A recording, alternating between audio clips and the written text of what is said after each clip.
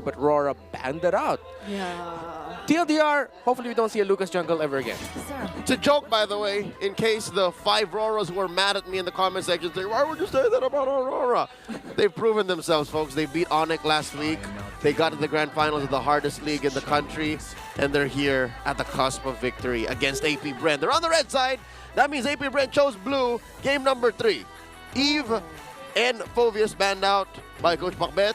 MTB banning out the Fanny. Up next would be a Jushin or Matilda. Yeah. Earlier it was AP BREN that actually banned out the Matilda on the red side. And so far, yeah, the Phovius, good respect ban there onto Edward. And I think that's one thing that Aurora, or excuse me, AP BREN are going to be looking at in the back of their minds, which is, let's not forget what Edward might actually end up with in the EXP lane. Yeah. I'm also looking at the Harith possibility here for AP BREN in terms of like their priority first pick.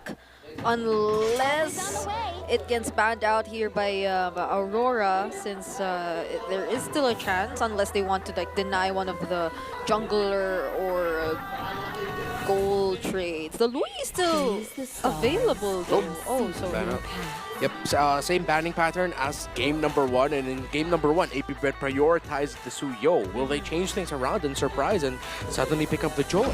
yeah. They will not. To be fair, they were winning a majority of the early game in game 1. Yes.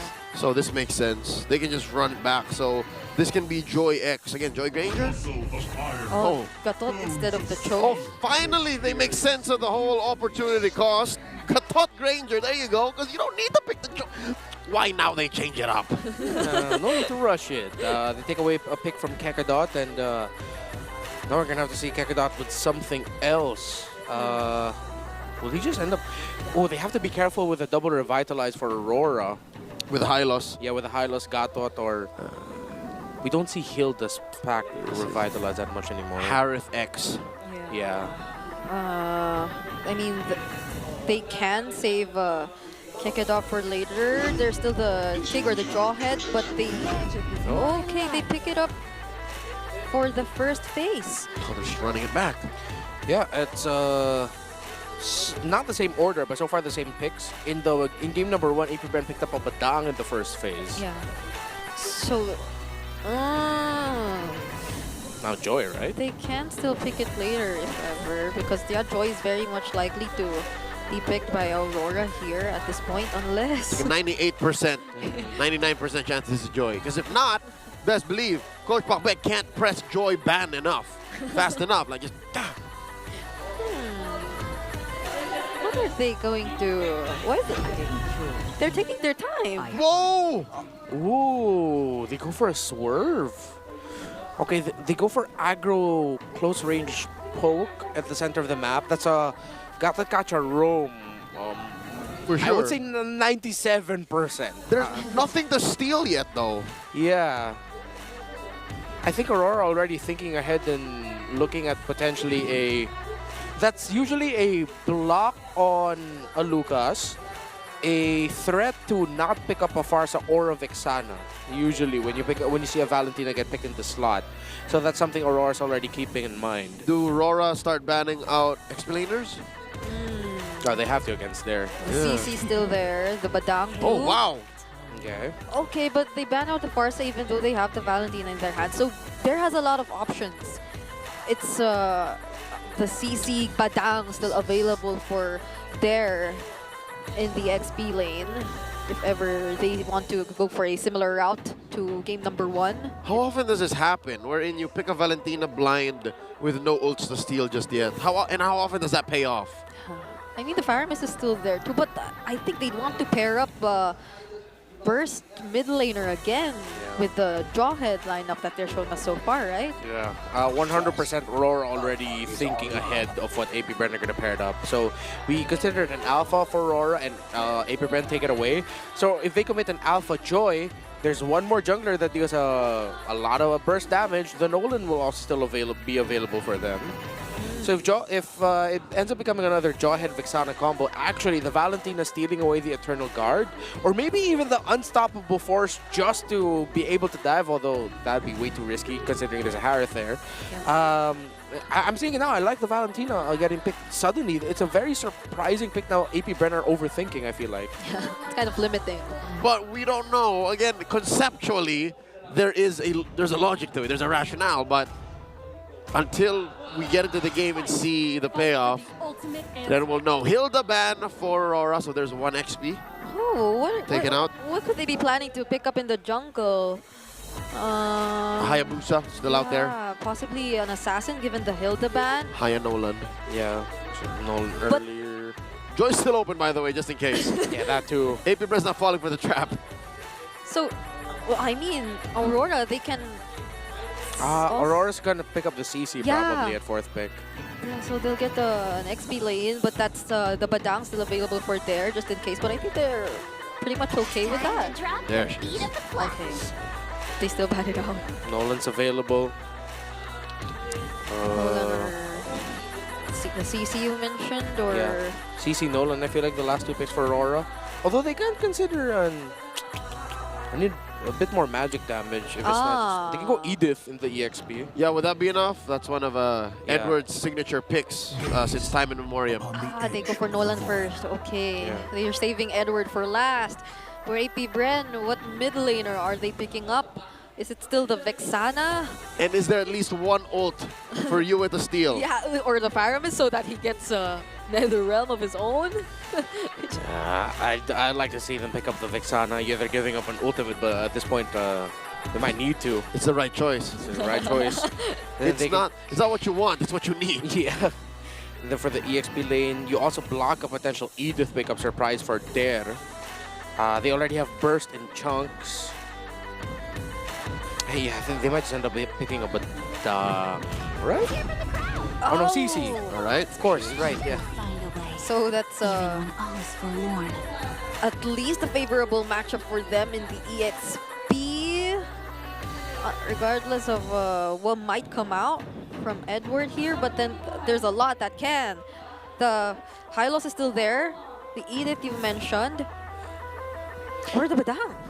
Oh, yeah, that's surprising. With There's Edith. Yeah, because it was Edith eventually.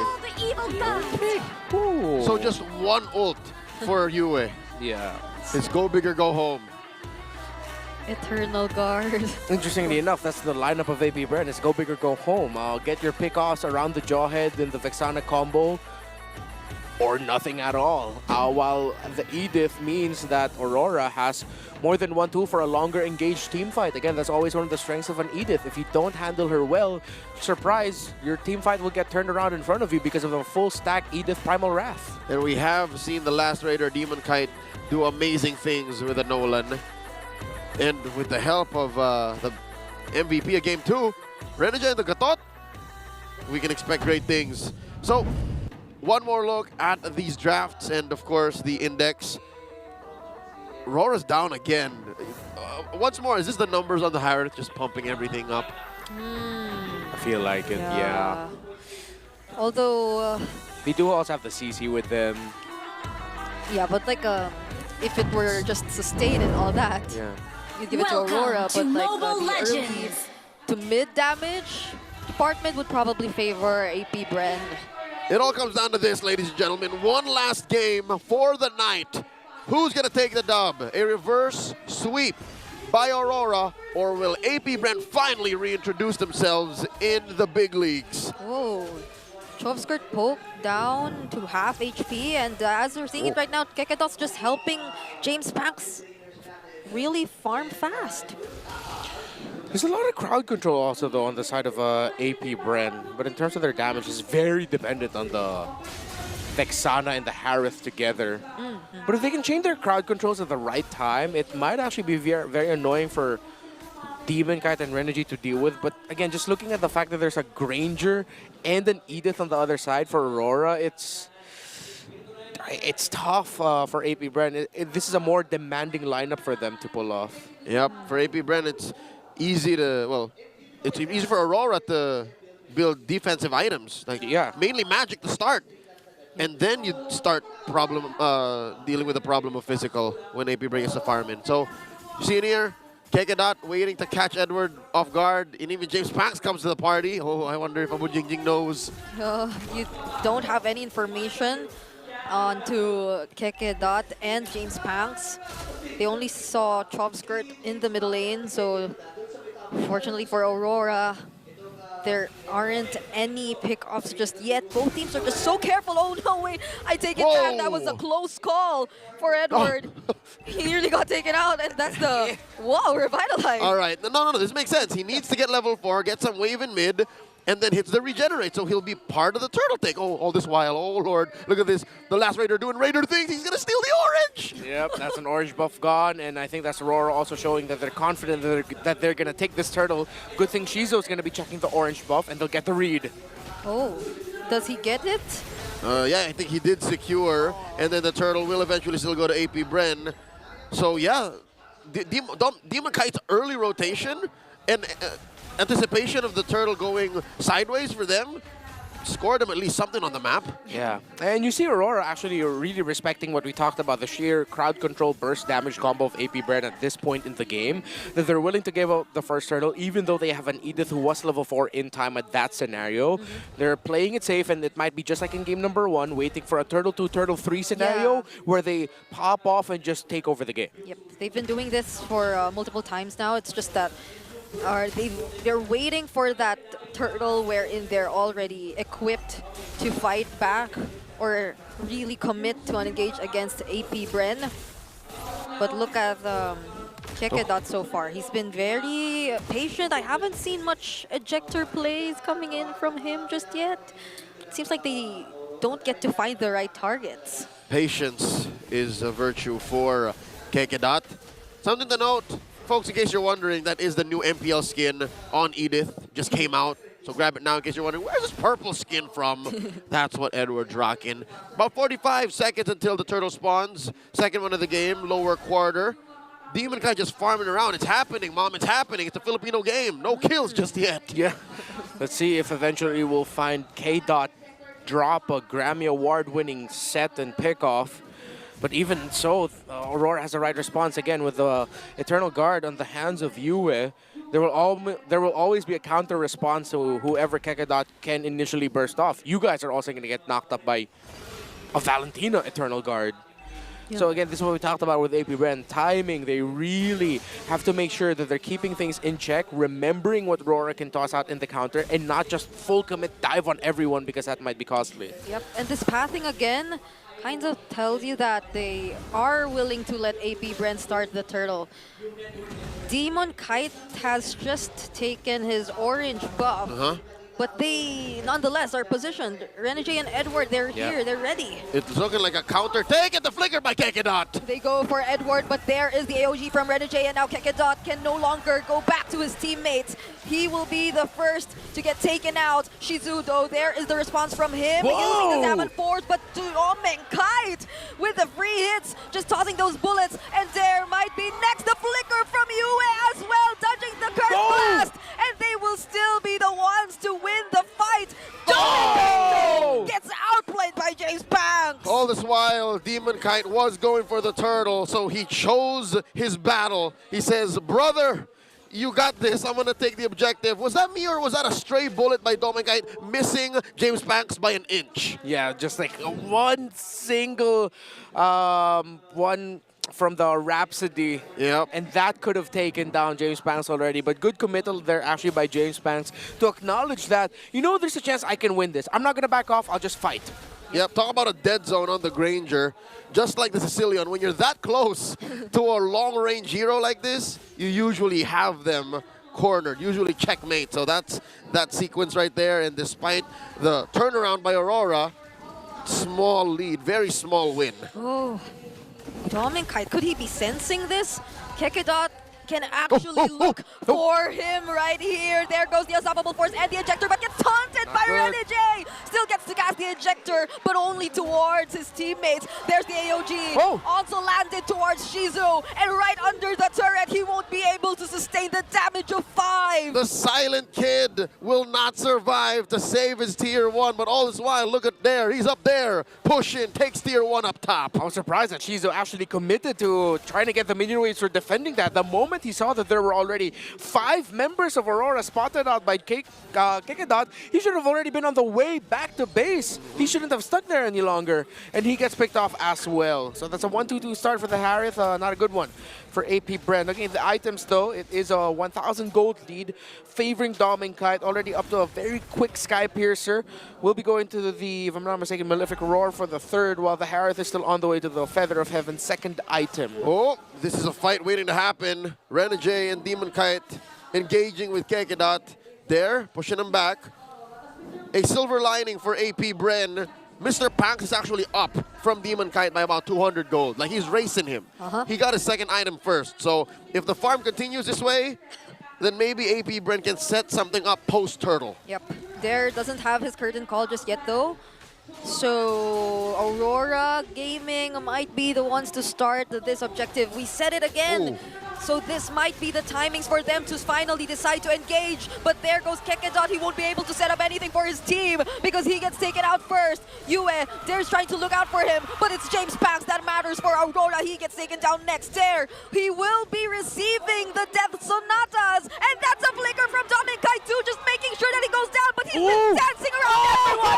But that last bullet still connects, and he gets taken out. What dead zone? Dominic Kite flickers forward just to confirm the kill onto there in the face of a 2-man gank squad. AP BREN did not see that coming. He sidestepped the Deathly Grasp too. Dare was pulling Dominkite into the range of Chovskirt's Vixana. But just when I thought Dominkite would get caught out by a Deathly Grasp, he went back a little bit. It was a fade away Death Sonata at that, and he got the kill still onto Dare. I think they call that an FDS in the business. About a minute until the Lord spawns lower quarter.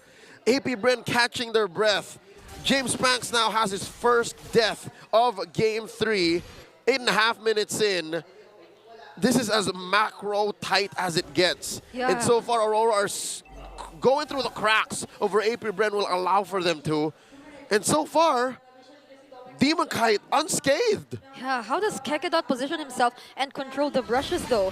It seems like every single time since Aurora right now, they get to group up a lot more. There's just so many ways for them to check the areas, the brushes around. It's those consistent Death Sonatas coming in from Dominic Kaitu, which ensures that they're in a safe spot. That's why it costs Kekedot so much, either a conceal or a flicker, to even get anything started. Currently, Dominic Kite sitting at 420 stacks. He's firing up.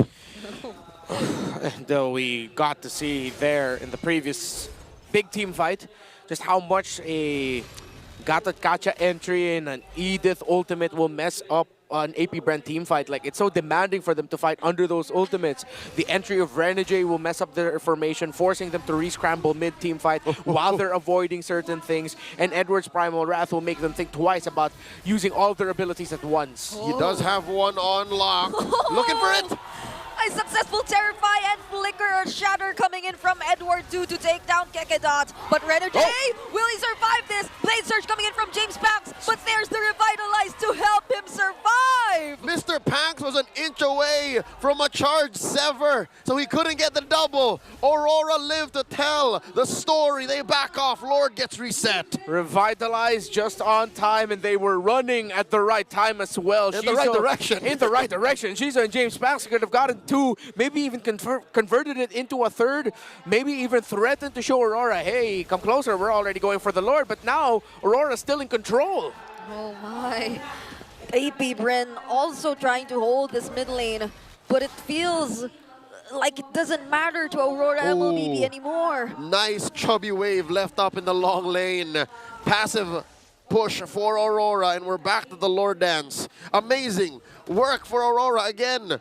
Season 8 champions Blacklist, Season 9 champions RSG. The remnants of those two teams are in Aurora. They're masters of the Lord Dance. Oh wait, but Kekedot and Shizu, who could they be after? There's the Conceal and the Flicker forced out from Yue.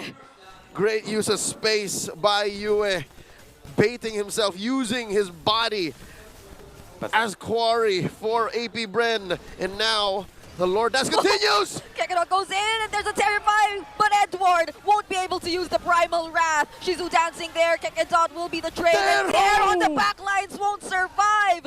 2 will fall from Aurora, but Dare and Kakarot are gone from AP BREN. 2 for 2, lane for lane, but Aurora continue the onslaught, taking that mid lane. Oh, Demon Guide! What? Going for James Banks in a successful solo kill! The anime fight, the man with a million moves, fall at the hands of the last raider. And Aurora will be able to get what might just be the last lord of the game with a game-winning push potentially on the way already. The biggest problem, every time Kakarot sets, Renegade always jumps in with the Avatar of Guardian, and that provides so much space for Dominkite and Yue. The Hitman turned into the Hit Me Man. Great use of the kit, of the revitalized clutch for the rest of Aurora. They're looking at a 7,000 gold lead. A Lord pushing up top, and a bare base for AP BREN. Just inhibitors left after the next minute. They could potentially be a bit more confident to take on the next fight. Shizu has just picked up his Holy Crystal too, but they have to take into consideration the Lord. It's also marching up top. All right, if game 1 happens again, that same situation, then that'll leave a very sour taste in Aurora and the rest of the Auroras watching, because you already learned from that lesson. So they got to take this slow, got to be patient with the approach. Okay. Difference is you don't have a setup like a Badang for there. Oh, but that's Renegade? the Terrify used right onto Renegade. But He's just zoning. He's just yeah, zoning. he was just zoning. That was his main purpose, taking down an inhibitor turret away from AP BREN. So this is indeed Aurora being more disciplined in approach in maintaining this lead. Aurora using that Lord to its full advantage, as conservatively as you can get. There's another one spawning in a minute and a half. Massive gold difference across the board. Okay, James Banks going for Queen Swings. Oh, Edward! Oh, wait, he gets to go in, uses the Cyclone Eye to get there. There! So speaking of there, there's the vengeance coming in from him. The let him survive. A beautiful Eternal Guard coming in from Chopskirt, but Dominkite still makes it out alive. Edward too with the flicker, and none from Aurora will die. Luckily, he had the energy to stay alive and dash out, spell vamp his way to staying alive. Dominkite, with the energy, was able to provide a gap between himself and danger. And now Aurora are knocking on the doors of AP BREN saying, I am the danger. Dare and Kakarot still have 5 seconds before they get to respawn. And the rest of the members of AP BREN will handle the waves. And the danger now retreats. The danger takes to the rest of the map, keeps it red, freezes the waves, sets up for this next Lord spawning in the upper quarter. Look at the damage that the former Doming, now Dominkite, is dealing. Almost twice as much as Shizu, like, 1.7 times? Yeah, that's rough, very rough for AP BREN. Again, it always seems like the Aurora is very ready for Shizu. The moment they see the Zaman Force laid down by the Harris, they just back off. Yeah, they just back off. They recalibrate. They don't fully retreat away from the fight, but they're just trying to stay away from the dashes, making Shizu think, am I actually going to dash into this? It'll be risky if I do. And Shizu just ends up being too far away from Aurora to actually hurt them. Now look at the placement of Shizu and Kakarot here. This is going to be an all-in, one last chance play. Okay, if I'm not mistaken, Dominkite also has the Winter Crown. So could they be looking for an opening or a play here? Oh, there is a little too deep. Aurora spots him, forces him out of there, lets go of that river brush control, and all this while Kakarot and Shizu are still keeping themselves scarce. Now the jig is up, and Aurora are blitzing the Lord. Oh no, they find Shizu, they get the information, and no contest whatsoever will happen for AP BREN. Tranquilo, my friend. They used patience and calm to get that Lord for free. Yeah, with a chubby wave down to the bottom lane, that did force James Banks to respond. And Aurora, the moment they saw the jungler of AP BREN down at the bottom lane clearing waves, they just went ahead for it. Divine Glaive already built up there for the Harith. So again, the question isn't the damage, but can he actually get in the right spot to deal the damage? Because Dominkite has been making himself scarce. He's been utilizing the flicker very well to disengage away from Zaman Force and away from Shizo when he shows up in front of him. Not to mention the real threat. Unless Dare finds him first, Demon Kite can hunt down Shizo. It doesn't work the same way anymore. It's not the same dynamics as the Joy hunting you down as a Harith. It's now a Nolan. Yeah. And now with 3 waves coming in together all at the same time, will Aurora find a way to end this? Renegade going in with the AOG, but they will be focusing on clearing out the Lord first. That's the Vengeance forced out from there, and the Eternal Guard used by Aurora. Kekedot is down, and now Renegade's Immortality popped, but UF flickering in alongside Dominkite. This might just be a wipeout right before the Northern Lights successfully complete the reverse sweep. The win streak continues for Aurora Gaming as they take Game